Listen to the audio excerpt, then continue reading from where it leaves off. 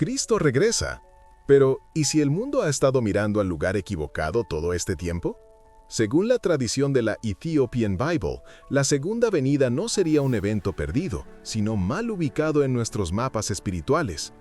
Durante siglos, sermones, pinturas y esquemas proféticos han señalado un mismo horizonte. Sin embargo, en las montañas del Cuerno de África se ha conservado otra memoria, escrita en manuscritos, cantada en una lengua antigua y protegida por generaciones que nunca aceptaron cerrar su historia sagrada. Aquí no se trata de provocar escándalo ni de negar creencias, se trata de observar una posibilidad. ¿Qué ocurre cuando una comunidad preserva textos, calendarios y rituales que el resto del mundo dejó atrás?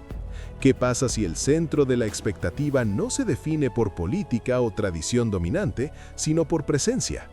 La Biblia etíope conserva más libros, un ritmo del tiempo distinto y una relación viva con símbolos que para muchos quedaron en el pasado. En ese universo, el regreso de Cristo no se imagina como un espectáculo que cae del cielo, sino como una revelación que emerge desde donde lo sagrado ha sido custodiado en silencio. Si decides quedarte, caminaremos por una geografía olvidada, un calendario diferente y una teología forjada en resistencia. No para concluir, sino para preguntar mejor. Porque a veces, las respuestas más inquietantes aparecen cuando dejamos de mirar el cielo y empezamos a mirar el suelo que hemos pasado por alto. Déjanos una palabra en los comentarios, comparte, y si este viaje despierta algo en ti, dale like y suscríbete para seguir explorando el mapa que pocos se atrevieron a dibujar.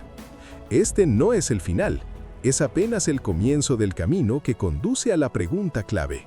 Aquí hay una pregunta que casi nunca se formula en voz alta. ¿Qué ocurre cuando una tradición religiosa se niega a cerrar su historia? Durante siglos, gran parte del mundo cristiano aceptó una frontera clara, un canon definido, un número fijo de libros. 66. Un punto final implícito que decía, aquí termina la revelación escrita. A partir de ahí, todo lo demás sería comentario, interpretación, teología. Pero en las tierras altas de África Oriental, esa frontera nunca fue aceptada del todo, no por rebeldía, sino por memoria. Mientras el cristianismo occidental se organizaba alrededor de concilios, traducciones y reformas imperiales, Etiopía caminaba por otra senda. Su Biblia no se cerró en el mismo momento ni bajo las mismas decisiones. Conservó un conjunto más amplio de textos, no como una colección alternativa, sino como una herencia continua. Para ellos, no se trataba de añadir conocimiento nuevo, sino de no borrar lo antiguo. Y aquí surge la primera fisura en el mapa que solemos usar para pensar el fin de la historia. Porque cuando una comunidad guarda más textos, también guarda más ritmos, más símbolos, más maneras de leer el tiempo. La pregunta no es si esos libros son aceptados por todos. La pregunta es qué tipo de imaginación espiritual produce una tradición que se rehúsa a simplificar su pasado. En Etiopía, la escritura no es solo lectura, es canto, es calendario, es respiración diaria. Los textos no viven únicamente en páginas, sino en ciclos de ayuno, en oraciones repetidas antes del amanecer, en palabras pronunciadas en una lengua que no fue modernizada para ser cómoda. Una lengua que se mantiene antigua a propósito, como si el sonido mismo fuera parte del mensaje. Esto crea algo distinto, no una fe más intensa, sino una fe más lenta, menos obsesionada con fechas exactas y más atenta a patrones, menos interesada en cerrar interpretaciones y más dispuesta a convivir con capas de significado. En ese contexto, la idea del regreso de Cristo no se vuelve un evento aislado que hay que calcular, sino la culminación de una historia que aún está siendo custodiada. Aquí es donde el contraste con el pensamiento occidental se vuelve evidente. Cuando se reduce el canon, también se reduce el marco desde el cual se observa el futuro. El tiempo se vuelve lineal, la profecía se convierte en cronograma y la expectativa se fija en un punto concreto del mapa. Pero ¿qué pasa si otra tradición, con otros textos y otro ritmo, nunca adoptó esa manera de mirar? Para Etiopía, la pregunta del fin no se puede separar de la pregunta de la presencia. No basta con saber qué ocurrirá, importa dónde ha estado Dios todo este tiempo. Por eso, antes de hablar del regreso, ellos hablan de custodia. Antes de mirar al cielo, miran aquello que fue confiado a la tierra. Este es el giro silencioso que muchos pasan por alto. La Biblia etíope no amplía la historia para ser diferente, la amplía porque, desde su perspectiva, la historia nunca se redujo. Y cuando una tradición mantiene abierta su memoria, también mantiene abierta la posibilidad de que el final no se manifieste donde todos esperan. Si el mundo ha estado leyendo el futuro desde un conjunto limitado de textos, ¿qué ocurre cuando otra comunidad lo lee desde un archivo más antiguo, más amplio y aún vivo? Esa pregunta nos obliga a avanzar un paso más, porque no se trata solo de libros, se trata de un objeto, de una presencia y de una afirmación que cambia por completo la geografía de la esperanza. Y ahí es donde esta historia comienza a volverse verdaderamente incómoda. Hay historias que el mundo recuerda como episodios breves, casi decorativos. Visitas reales, intercambios diplomáticos, escenas que aparecen y desaparecen en unas pocas líneas de los textos antiguos. Pero hay tradiciones que se niegan a dejarlas ahí. Tradiciones que insisten en que algunos encuentros no fueron eventos, sino puntos de inflexión. En la memoria etíope, el encuentro entre la reina de Saba y el rey Salomón no es un relato marginal, es el comienzo de una trayectoria. No se recuerda como una simple prueba de acertijos o una muestra de riqueza oriental, sino como el cruce de dos mundos portadores de promesa. Una soberana que atravesó desiertos no para negociar alianzas, sino para buscar sabiduría.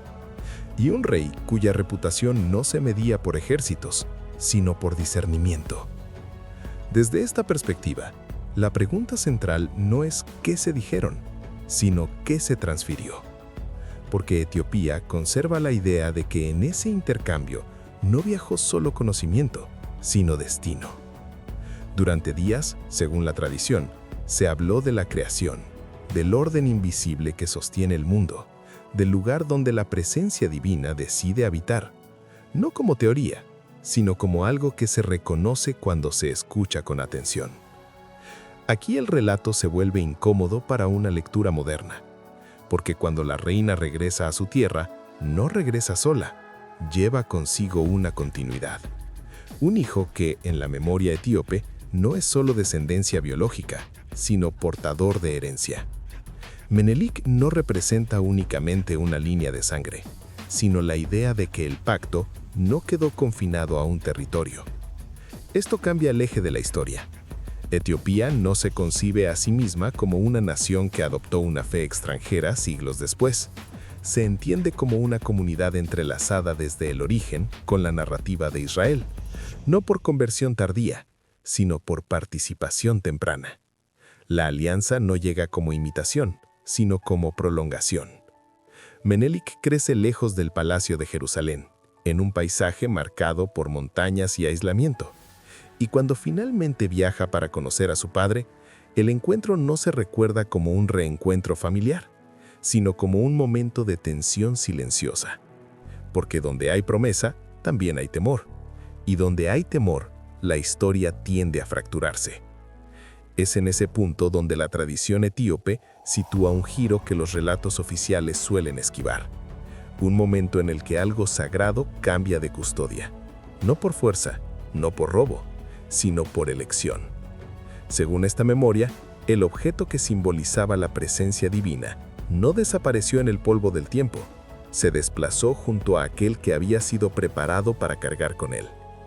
Aquí no se afirma un hecho verificable en términos modernos, se expone una convicción heredada, una narrativa que ha sido cantada, preservada y transmitida durante siglos como explicación de identidad. Porque para Etiopía, esta historia no responde a la pregunta ¿qué ocurrió?, sino a otra más profunda. ¿Por qué seguimos siendo lo que somos? Si la promesa podía viajar, entonces el mapa espiritual nunca estuvo fijado a un solo punto. Si el pacto podía continuar fuera del centro político, entonces la presencia no obedecía fronteras imperiales. Y si eso es posible, entonces la historia del final no puede leerse sin atender al comienzo que Etiopía insiste en recordar. Este es el umbral del relato. A partir de aquí, ya no hablamos solo de genealogía o tradición. Hablamos de custodia. Porque cuando algo sagrado es confiado a alguien, ese alguien no solo lo posee, lo protege. Y protegerlo implica permanecer, resistir y guardar silencio cuando el mundo decide mirar hacia otro lado. Y eso nos conduce al siguiente paso. Porque para entender por qué Etiopía se concibe como guardiana de algo que el resto del mundo perdió de vista, debemos mirar más allá de las personas y dirigir la atención a aquello que, según esta tradición, nunca dejó de señalar dónde habita la presencia. Hay un error silencioso que atraviesa gran parte de la lectura moderna de las escrituras, la tendencia a convertirlo todo en símbolo, a suavizar lo que fue temido, a tratar los objetos sagrados como metáforas inofensivas. Pero en la mente hebrea antigua, el Arca de la Alianza no pertenecía a ese mundo simbólico. No era una idea, no era un recordatorio, era presencia. Donde el arca reposaba, Dios reposaba. Donde el arca avanzaba, algo se movía con ella. No se la llevaba a la batalla como amuleto, sino como riesgo, porque la presencia no siempre protege. A veces juzga, a veces consume, a veces expone lo que no puede permanecer de pie. Para Israel, esto no era teología abstracta, era experiencia vivida. Por eso, la pregunta que incomoda no es arqueológica, no es ¿dónde está el arca hoy? Es otra mucho más profunda. Si la presencia se movía con el arca, entonces ¿qué ocurre cuando el arca se mueve? ¿Se queda Dios atrás por respeto a la geografía o acompaña a aquello que decidió habitar? Aquí es donde la tradición etíope introduce una lectura que descoloca los mapas conocidos. No afirma simplemente que el arca exista, afirma algo más inquietante, que nunca fue un objeto perdido, que nunca fue olvidado, que fue trasladado, y que ese traslado no fue un accidente de la historia, sino una elección dentro de ella. Desde esta perspectiva, el arca no fue robada ni escondida, fue confiada, y quien la cargó no actuó como ladrón, sino como custodio. Esta convicción no se presenta como prueba empírica, sino como memoria viva, cantada, protegida, guardada con disciplina absoluta. Porque para Etiopía no se protege lo simbólico con la vida entera, solo se protege aquello que se cree real. Esto redefine la idea de Sión, no como un punto fijo en un mapa político, sino como el lugar donde la presencia decide habitar. Si el templo ya no contenía el arca, entonces el centro espiritual no podía seguir siendo el mismo, no por castigo, sino por desplazamiento. La presencia no se fue por abandono, se movió por continuidad. Aquí surge un contraste clave con la mentalidad occidental. Mientras muchos buscaban rastros, ruinas o fragmentos, Etiopía nunca se unió a la búsqueda, no por falta de interés, sino porque no compartía la premisa. No se busca lo que se cree custodiado, no se excava aquello que se protege en silencio. Este silencio no es vacío, es certeza. Una certeza expresada en rituales que no cambiaron, en ayunos que no se adaptaron, en cantos que no se modernizaron, en una figura que casi nunca aparece en las narraciones populares, pero que sostiene todo el peso de esta afirmación: el guardián. Un solo hombre, separado del mundo, sin familia, sin viaje, sin retorno, dedicado de por vida a vigilar aquello que no puede ser mostrado, no como castigo, sino como vocación. Para una mentalidad moderna, esto parece extremo. Para una tradición que cree albergar la presencia, es coherente, porque lo que sostiene el mundo no se expone, se guarda. Si esto es así, entonces las implicaciones son profundas. No se trata solo de historia antigua, se trata de autoridad espiritual. Si la presencia dejó Jerusalén, entonces el eje de la expectativa también se desplazó. Y si ese eje se movió, entonces muchas lecturas sobre el final podrían estar ancladas a un lugar que ya no cumple la misma función. Esta idea no exige aceptación, exige atención, porque incluso si uno duda de la localización física del arca, la pregunta permanece intacta. ¿Qué ocurre cuando una comunidad cree, durante siglos, que la presencia habita entre ellos? ¿Cómo moldea eso su manera de contar el tiempo, de entender el sufrimiento, de esperar el desenlace? Aquí la historia deja de ser objeto de debate y se convierte en estructura de vida. Y eso nos lleva inevitablemente al siguiente umbral, porque la presencia determina el centro, entonces también determina el ritmo. Y para entender ese ritmo, debemos entrar en una forma de tiempo que el mundo moderno casi ha olvidado. Hay algo que casi nadie cuestiona: el tiempo. Lo damos por hecho. Lo medimos, lo organizamos, lo heredamos sin preguntarnos de dónde viene ni a quién sirve. Para la mayor parte del mundo moderno, el tiempo es una herramienta neutral, un sistema práctico, un acuerdo global. Pero en Etiopía, el tiempo no es un instrumento, es un espacio sagrado. Aquí, el día no comienza en la oscuridad de la medianoche, comienza con la luz, con el amanecer. No por romanticismo, sino por teología. El tiempo empieza cuando la creación recibe luz, no cuando una página cambia en silencio. Esta sola diferencia ya revela una forma distinta de habitar la historia, porque cuando el tiempo nace con la luz, cada jornada se convierte en una renovación, no en una cuenta regresiva. Este ritmo se extiende a todo. Las horas no se organizan para la eficiencia, sino para la oración. Los días no se agrupan solo por trabajo, sino por memoria. Y los años no avanzan con prisa, sino con atención.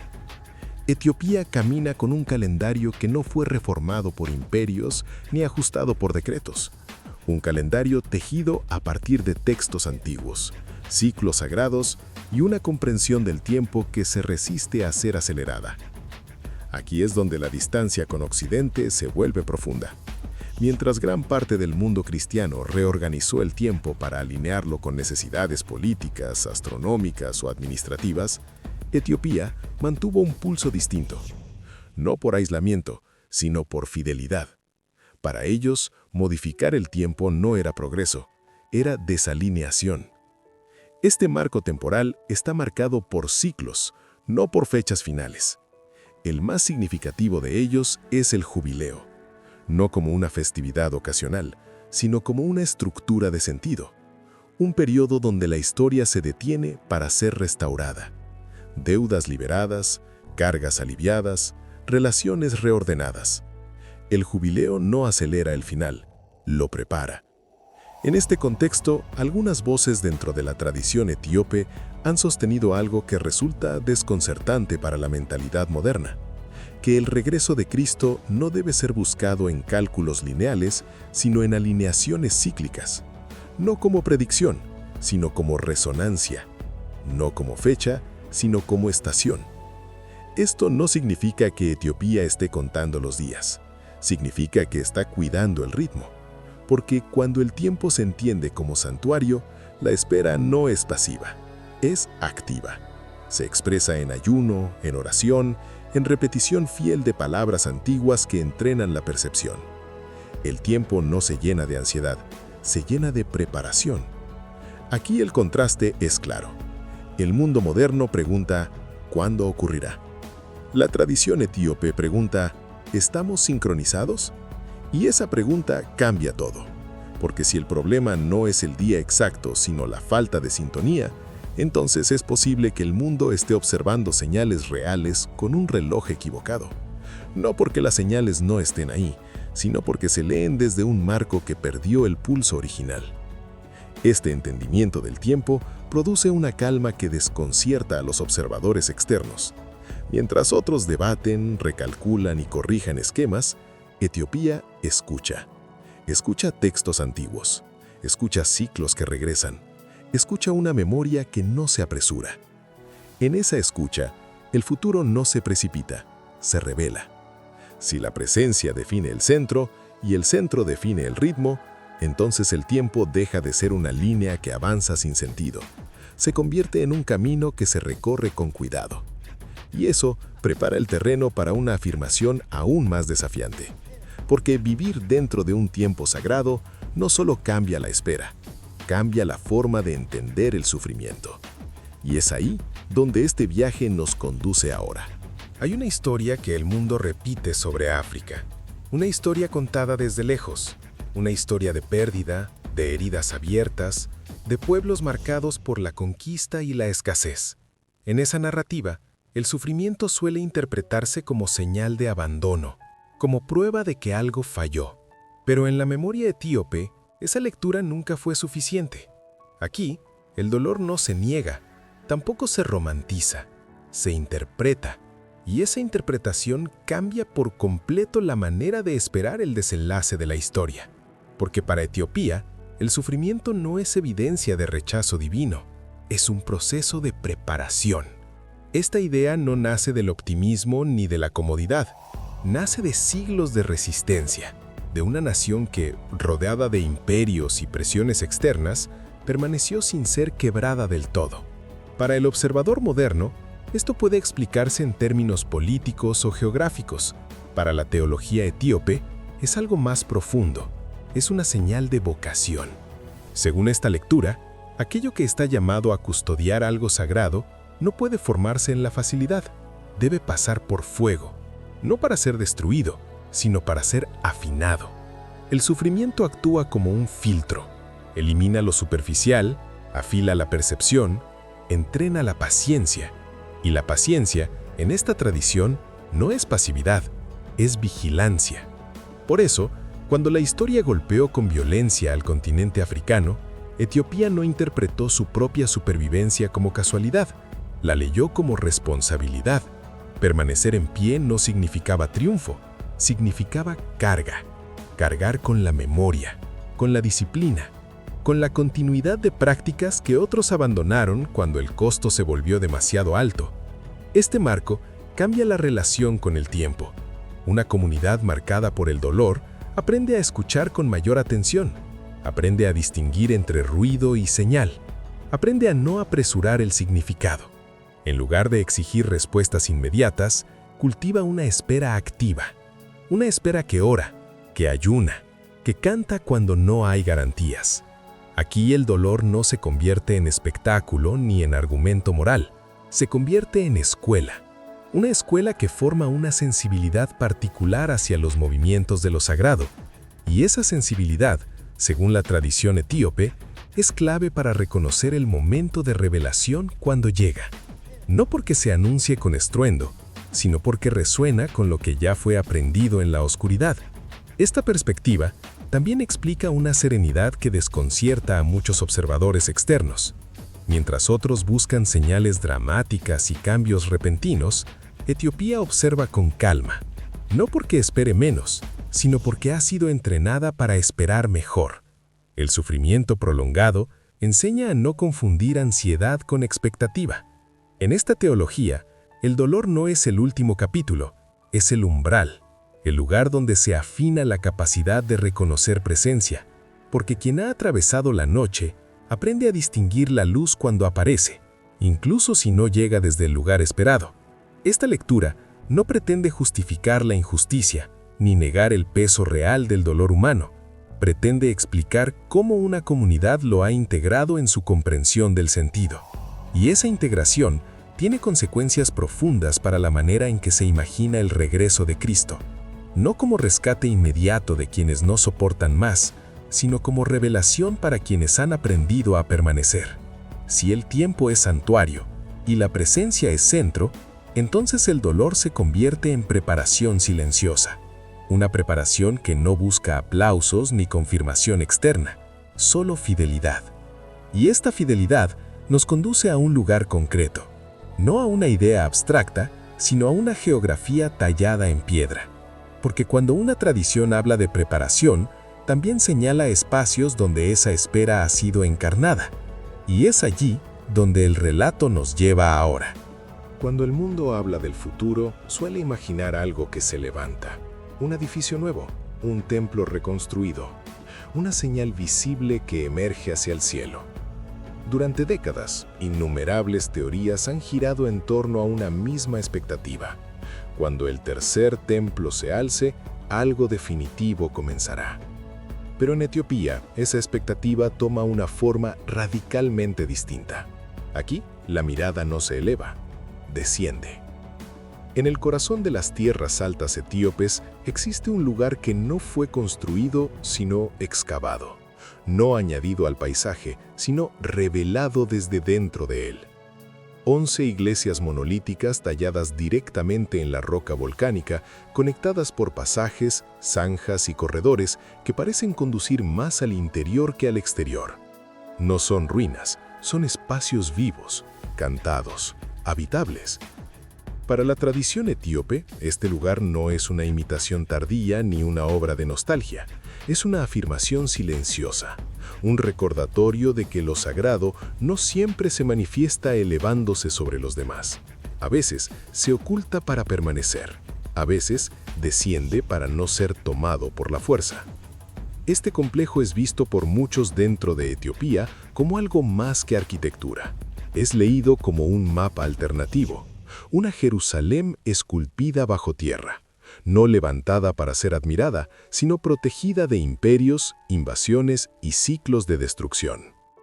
Mientras otras ciudades sagradas fueron disputadas, saqueadas o reconstruidas una y otra vez, este Sión de piedra permaneció intacto, casi invisible para el curso dominante de la historia. Aquí, el concepto de templo se redefine, no como escenario del poder, sino como refugio de la presencia, no como monumento al triunfo, sino como espacio de custodia. Según la tradición, este lugar fue concebido a partir de una visión, no una estrategia política, sino una instrucción espiritual. Reproducir una ciudad santa no en altura, sino en profundidad. La piedra misma se convierte en teología. Tallar hacia abajo es un acto de humildad, de renuncia a la exhibición, de confianza en que lo que debe permanecer no necesita ser visto por todos. En esta lógica, el tercer Sión no espera ser edificado en el futuro, ya existe esperando ser reconocido. Esta idea incomoda porque subvierte el imaginario dominante. Si el espacio sagrado ya fue preparado, entonces la expectativa cambia. No se trata de observar el surgimiento de algo nuevo, sino de discernir lo que ha estado ahí todo el tiempo. No de levantar la mirada hacia un acontecimiento espectacular, sino de ajustar la percepción para reconocer una continuidad. Dentro de estos corredores de piedra, la liturgia no es recuerdo, es práctica viva. Cantos antiguos resuenan contra paredes que han escuchado las mismas palabras durante siglos. Los cuerpos se inclinan, los pies descalzos recorren senderos gastados y el tiempo parece ralentizarse. Aquí, el pasado no está detrás, está alrededor. Para muchos observadores externos, esta lectura puede parecer excesiva o simbólica, pero para quienes viven dentro de esta tradición, la pregunta no es si este lugar cumple una profecía específica. La pregunta es ¿por qué ha resistido? ¿Por qué nunca fue abandonado? ¿Por qué sigue siendo habitado por oración ininterrumpida? Si la presencia busca un lugar donde permanecer sin interrupción, este espacio ofrece una respuesta, no en palabras, sino en piedra. Y esa respuesta redefine nuevamente la geografía de la espera. Porque si el centro no se impone, sino que se guarda, entonces el final de la historia podría comenzar no donde el mundo observa con ansiedad, sino donde casi nadie ha estado mirando. Este es el punto donde muchas expectativas se invierten. El futuro no se anuncia con ruido, se reconoce en el silencio de lo que fue preparado con paciencia. Y si eso es así, entonces el regreso de Cristo no necesita inaugurar un templo. Puede revelar uno que ya ha estado ahí, esperando el momento en que los ojos aprendan a ver de otra manera. Y eso nos conduce al último umbral. Porque si el lugar ya existe y el tiempo ya está siendo cuidado, entonces queda una sola pregunta. No dónde mirar, sino cómo ocurrirá la revelación. Durante siglos, la imaginación occidental ha mirado hacia arriba. Pinturas, sermones y esquemas proféticos han entrenado la mirada para esperar un descenso. Una figura que irrumpe entre nubes. Un evento visible, inmediato, imposible de ignorar. El regreso de Cristo ha sido concebido como una intervención dramática que rompe la historia desde fuera. Pero la tradición etíope conserva otra manera de imaginar ese momento. No como una invasión celestial, sino como un desvelamiento. En esta visión, la revelación no llega desde un lugar distante, emerge desde donde la presencia ha permanecido todo este tiempo. No contradice las escrituras, las lee desde un patrón antiguo, porque a lo largo del relato bíblico, Dios rara vez se manifiesta desde lo alto del poder, se revela desde el interior, desde la tierra, desde el silencio. Moisés no encontró a Dios descendiendo del cielo, sino ardiendo en una zarza arraigada en el suelo. Elías no escuchó la voz divina en el estruendo, sino en un susurro dentro de una cueva. La resurrección no se anunció desde las nubes, sino desde una tumba excavada en piedra. Y Pentecostés no cayó sobre multitudes distraídas, sino que surgió en una habitación llena de espera. En este patrón, la revelación no irrumpe, se levanta desde el lugar donde ya habita. Para Etiopía, esta coherencia importa.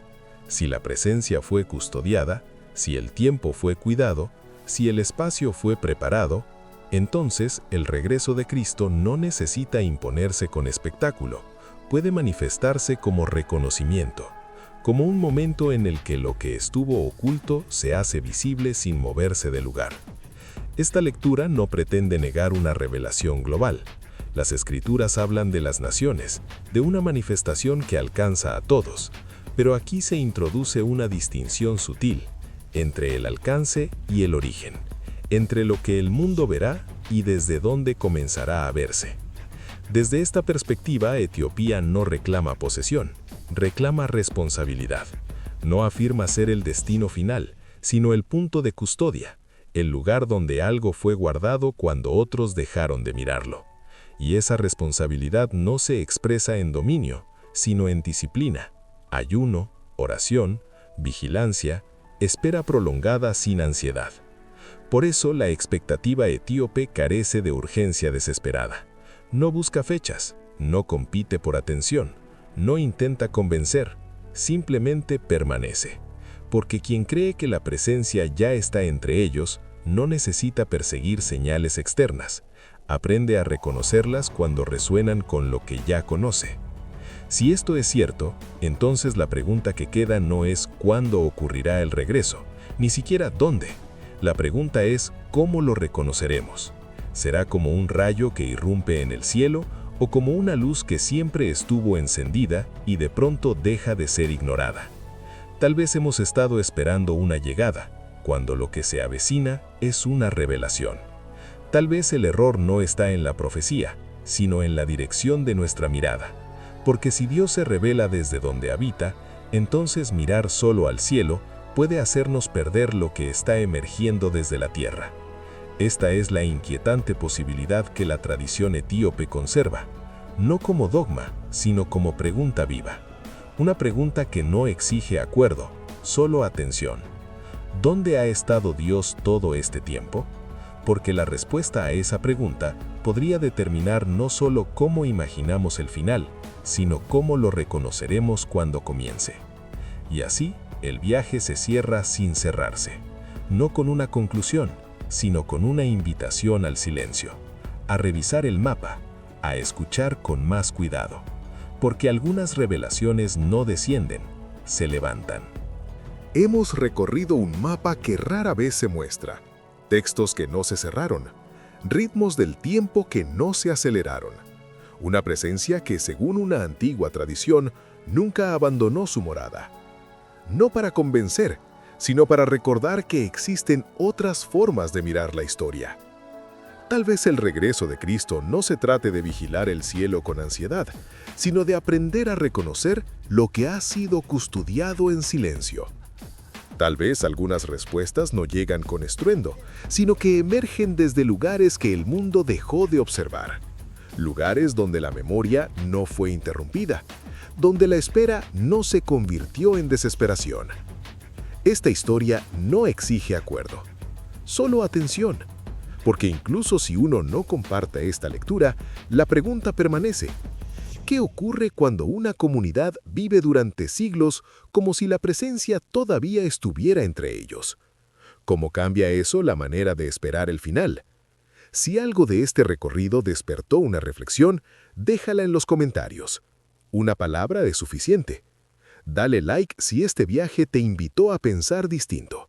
Y suscríbete si deseas seguir explorando historias que no buscan cerrar preguntas, sino abrirlas con cuidado. Al alejarnos de este relato, quizá valga la pena llevarnos una sola idea. No todo lo sagrado desciende desde lo alto. Algunas verdades esperan pacientemente, arraigadas en la tierra, hasta que alguien se detiene y decide mirar de nuevo.